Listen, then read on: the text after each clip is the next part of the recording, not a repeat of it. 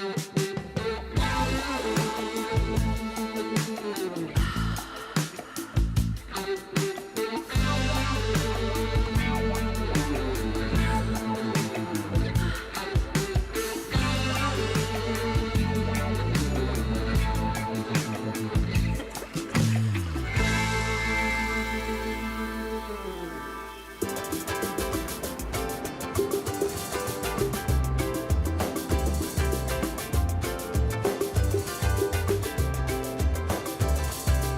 Pacific Islands, lush, idyllic, populated by strong seafaring people living off fresh fruit, fish, taro, coconuts. But today, 9 of the top 10 countries for type 2 diabetes are in the Pacific.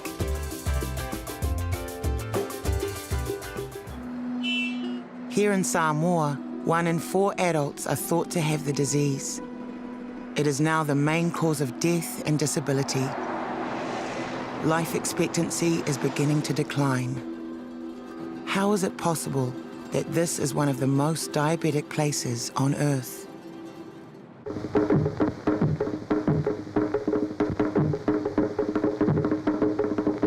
Just 2 generations ago, Samoans were slim, fit, and largely free of non-infectious diseases. But what's happened here is also happening around the world. It's been more rapid in the Pacific Islands because of how quickly the change in diet and lifestyle has occurred. Food has gone from being self-sourced and self-prepared to calorific and convenient. In the village of Lalomalava is the 1 GP for the island of Savaii, an island with a population of over 45,000 people. So we're just going to use one of your fingers. Dr. Nola Gidlow has witnessed the rising tide of type 2 diabetes. Definitely encounter a lot of people with diabetes. 5.4. 25–30% of our population are diabetic, and I would see about the same proportion in my clinic with not only diabetes, but diabetes-related complications. They don't always understand that if they don't look after it properly in 10 years' time, they could, be very, very unwell. There is a lot of misunderstanding or there's a lack of knowledge of the causes of diabetes and what they should be doing, what they could be doing to improve it. So I do spend a lot of my time educating people, and it's really the very basic information. Tupua Tamasese Meaule on the island of Upolu is Samoa's main hospital. Already 20% of the beds are occupied by diabetes patients. Diabetes complications, including heart disease and blindness, develop slowly. So it's expected the number of patients needing hospitalization will skyrocket. Diabetes is a tsunami in the Pacific, and it's happening right now. It's just that it doesn't you don't see it coming as a wave. The thing that I know for sure, we cannot afford the treatment of these complications of diabetes. There's no way we can carry on the way we do it. Much of the diabetes work at the hospital involves infections and sepsis. Diabetic foot sepsis, and it's already been debrided. That means we remove most of the dead tissues. We control his blood sugar, antibiotics, and we borrow some skin and put on it to make it heal very fast. We are seeing more and more diabetics coming. Probably 3/4 of the patients that we see here in our clinics are diabetic, and lately there's been an inflow of a lot of diabetic sepsis. I think more than half of our ward at the moment are diabetic sepsis patients. Our people here in Samoa, most of them, they usually seek herbal medicines first before coming to see a doctor. Even if they are diagnosed with diabetes, most of them, they're probably in the stage of denial, and they go back and they do a lot of herbal medicines before they come back. And when they come back, they either have renal impairment or it's at that late stage where it's too late. Another complication that we see quite a lot of with our diabetic patients are renal impairment. Like this patient that I'm seeing right now, he's not keen for dialysis, so we're just monitoring him here in our clinics, making sure that his sugar is well controlled, but there's nothing much that we can do since they don't want dialysis.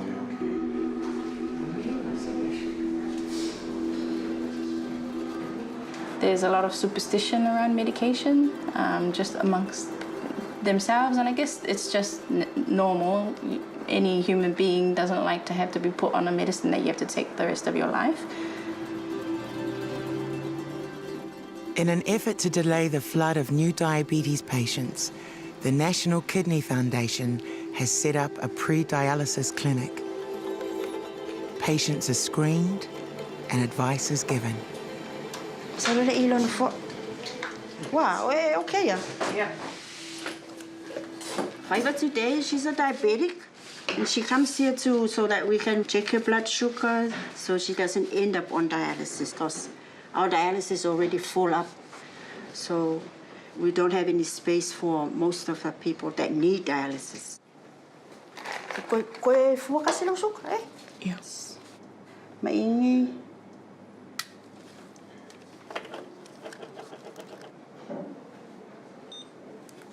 .4. That's high. That's very bad. Alam nga lang nga suka lang makanga. So why did you have a diabetes in the beginning? Okay, ako suka. She just found out she was sugar. Ay ame ay. Ame nga ikaw sa mi kele nga kay mi wali nga suka. Kasi biya suka. Like cakes and Kiwifia, yeah. she used to love sweet stuff when she was Askulin, growing up. biya kapinga. Suwan ko nga me ay lalili. Fuanga lalilo me ay ka suka. More on fruits and veggies. This is part of our work of trying to prevent or slow down the progression of kidney failure. A lot of people that get referred, they don't really want dialysis, so they just prefer to go home and die with dignity instead of coming here. Otherwise, our unit would have been nowhere to extend to. Because I think we're looking into extending our unit.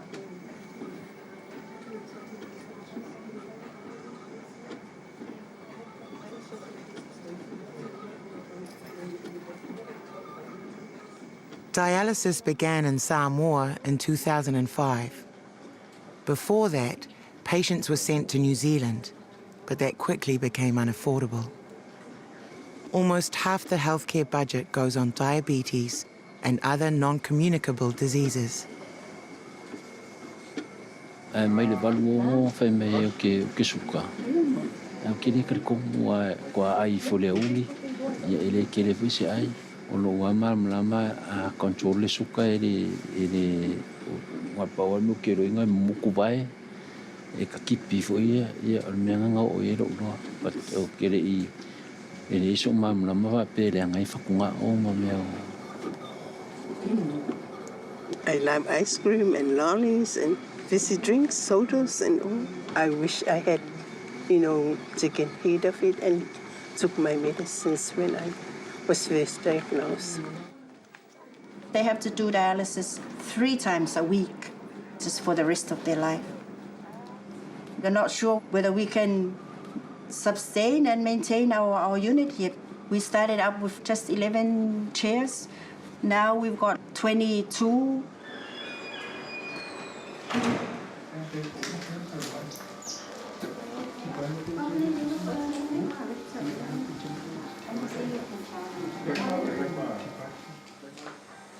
Foot infections are the leading cause of hospitalization for type 2 diabetes.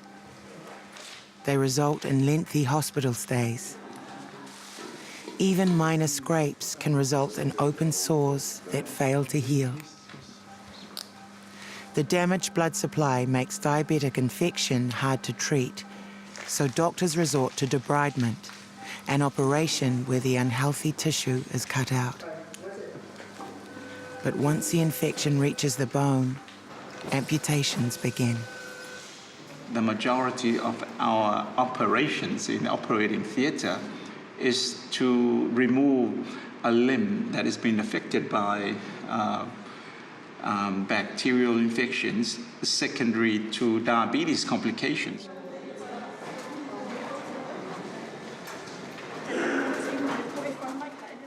It's a very short staff and a lot of work that needs to be done for our patients.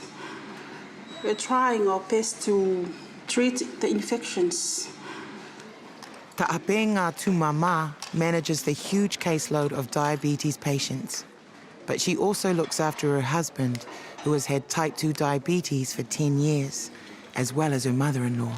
Our mama had an amputated small toe, and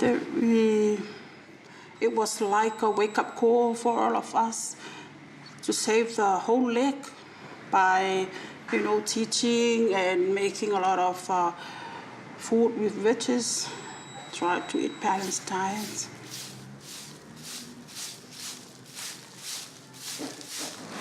Vai vụ con trắng mà vậy xúc cọ vô đi ít kia vậy cái như ngay mỗi ya xúc cái lại cái đi cả xúc cái vậy cái mình nghĩ vô cái lại ông mọi xúc cái là cũng đi vậy ya bao nhiêu là vô có cầm mấy anh quên ngầm mấy ngay xúc cái là khi mà lo lệ mẹ thì lo vậy là xúc cái mà vậy suka nga o ia wo suka ia lela se me wo le fa pe I ka nga ia ke la longa ke le ka ka sa oi ke le ka le mga oi fa ilo la ko la ma wo mai suka ia ko la ia so fia ai ko me lolo ia wo ai le fa spo mi falai ma le mo falai once a week.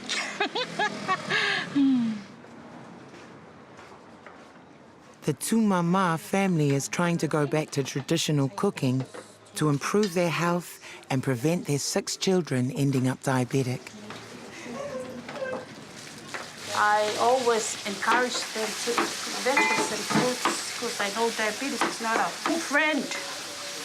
Nowadays, they can't afford to buy fatty foods and all that. They can just buy it from the shops. Changing of lifestyle, they prefer the important ones. Because diabetes has been around for quite a time now, people think of it like the normal thing that everyone should get when they get old. Well, the boys don't like cooking. They love fatty foods like McDonald's. They always, oh, Mom, please, can we have fried chicken? Can we have McDonald's? I always scold them and ask them, get on the table and eat the soup. We will never get any other food apart from the soup on the table. Traditionally, young men did most of the cooking. The diet was heavy in starch, taro and breadfruit. Although starch is a carbohydrate, which is slowly broken down into sugar during digestion, a lot of energy is spent growing and preparing it.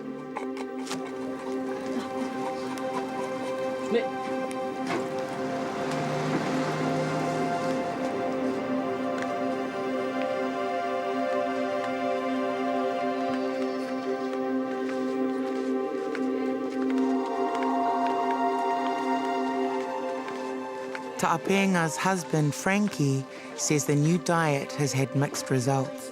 I lose some weight sometimes, but when I feel good, then I start to eat up again, then it's gonna get fat. What I've been thinking of is more or less that I'm no use. I really need to stick on my diet and lifestyle.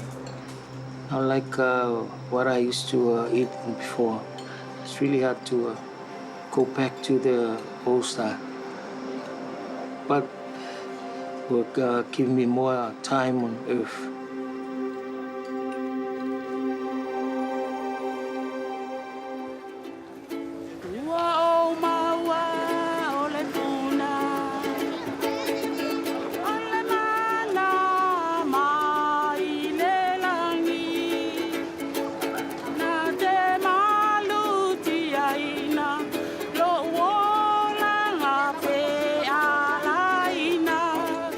At one time, Samoa earned money as an exporter of produce like bananas and cocoa beans. But with globalization, cheaper sources cut Samoa out of the market. By 2010, Samoa imported 40 times more from New Zealand than it exported. Now, Samoa is dependent on imported food: tinned meats, noodles, sweets, and soft drinks. Traditional food has been replaced by cheap foods, high in calories but with little nutritional value.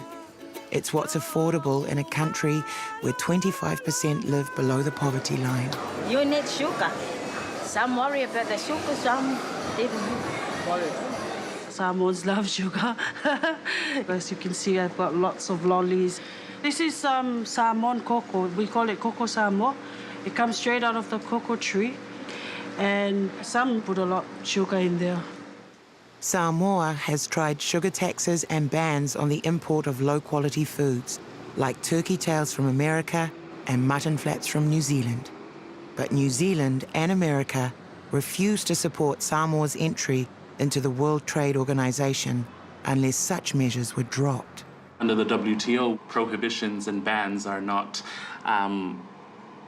looked upon very favorably. So we have removed the discriminatory measure of banning imports, but we've replaced it with a measure that is less trade restrictive. Instead of just, slapping a ban on every single product that we have concern, our WTO membership said we couldn't do that. So we had to become more creative, and hence we need to work more in collaboration with other ministries, Ministry of Health, in collecting the data that's able to justify that there's a direct link of this product to the increase in NCDs that we have at the moment. And with this type of information, we're able to sit at the negotiation table and say, look, we don't want to liberalize this good. We don't want to bring it down from 20% to 0 because we've so-and-so justification. On one side, you're imposing sort of restrictions on the importation of fatty, high-salt foods. And then on the flip side, you have, issues of food security. I mean, like, if you're going to import these things,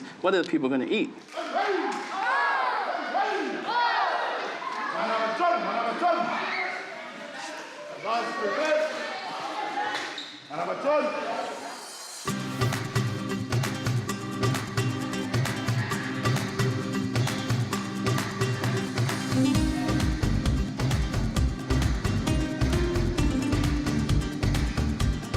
Because of the rising medical costs, most government initiatives focus on health promotion. Exercise is always the handmaiden of diet and the fight against diabetes. 10 years ago, the government set up a fund to introduce physical activity into the community. Zumba is now the most popular exercise in Samoan villages. Zumba is becoming popular in Samoa recently. People started to, get active, and I think 1/3 of the population, they do Zumba. It's a gift from God.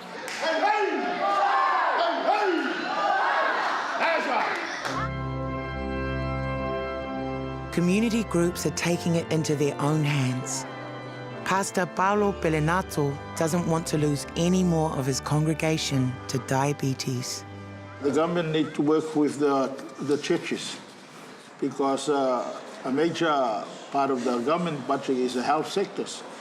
And the quicker they can turn around the lifestyle, the less money they spend on the health sectors. But religions do have a lot of impact on the lifestyle of the people. And whatever the ministers say, that will go.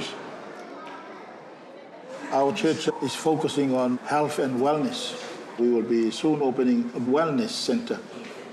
The problem here in Samoa is that it's very hard to obtain the vegetable, the original diet, nuts, fruits and grain.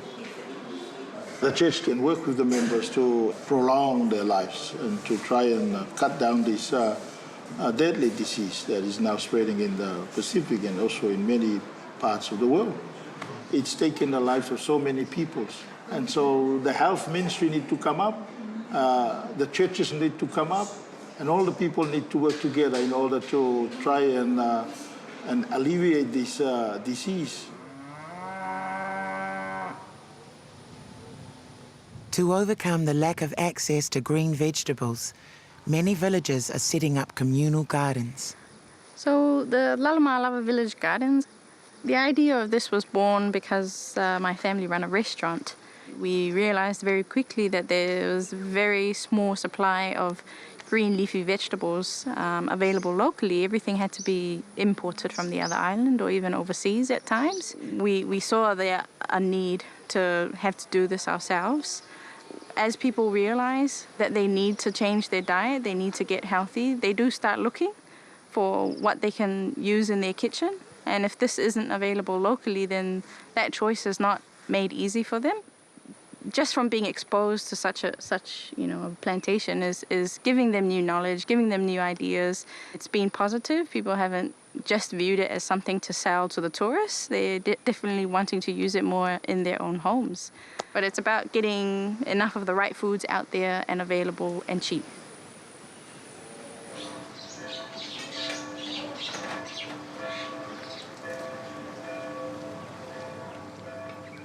In Lalomalava village, people are starting to get the message.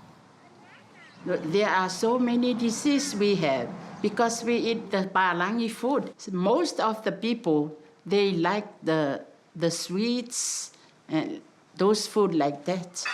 But when we got the diabetes and other disease, so we think that is not that's not good for our body. But the food that we have before, that we have strong and healthy, but this time we depend on the store to buy. That's why they grow up fat and get more disease. I'm young. I never eat any lollies or chocolate because we are poor in those times. I was thinner, but this time I'm fat. So I think I eat too much food that we don't need before. Lanisi's husband, Tuioti, was diagnosed 2 years ago, but has managed to control his diabetes through a change in diet.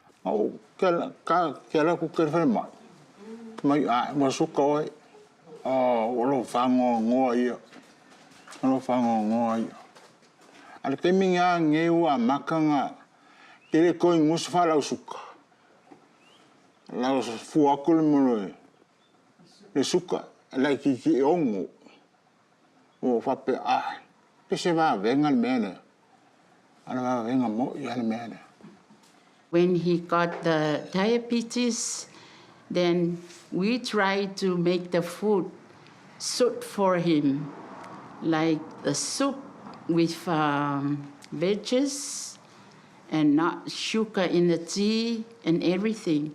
We cut off the drink. Yeah, that's all. And ice cream, those are all the things that we take care of him.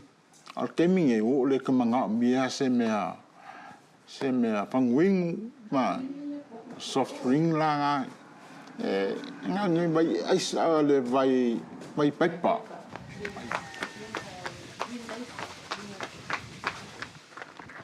Ia mea umanga e fia kakara Samoa ai tinganga I loe mai suka ai ya pamari ingal mangava io awa wa ngisa ba fal mai fo ese fai na mai fo e pa kausisia kaka e fai ke kengo rango mai yeah.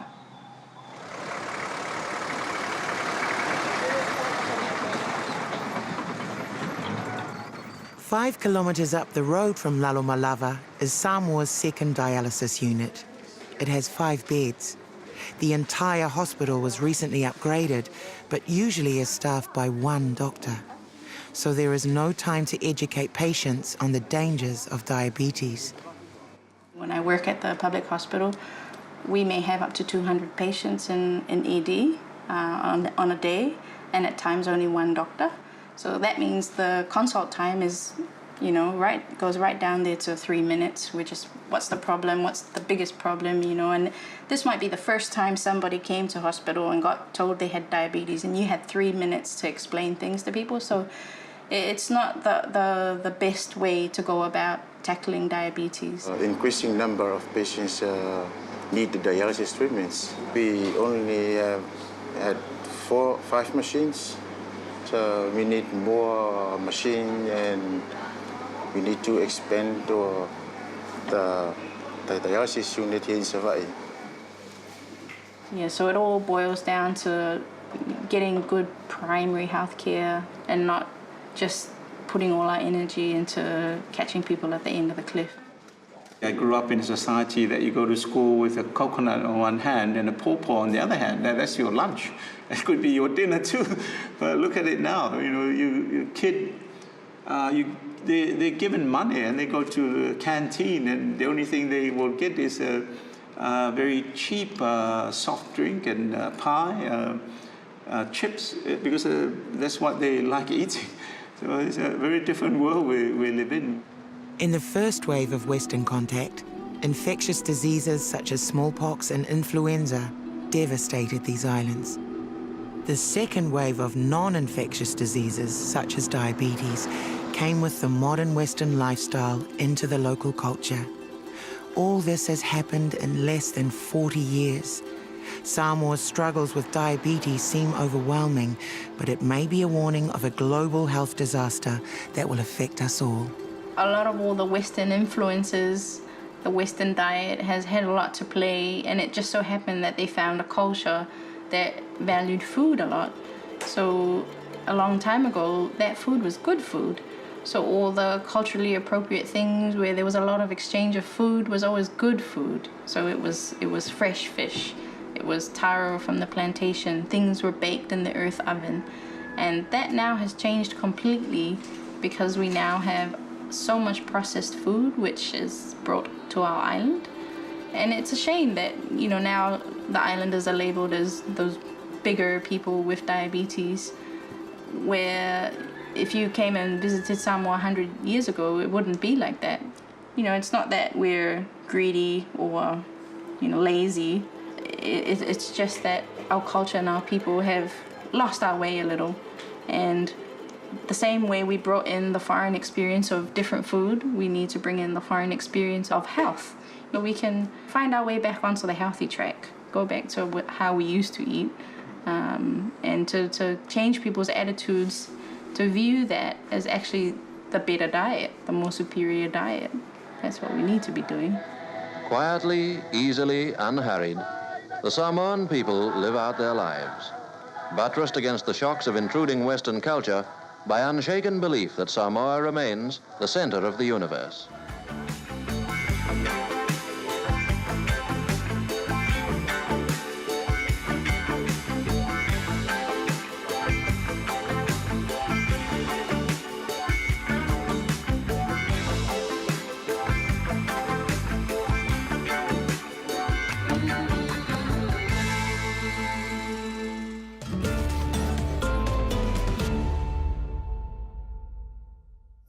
Attitude was brought to you by New Zealand On Air.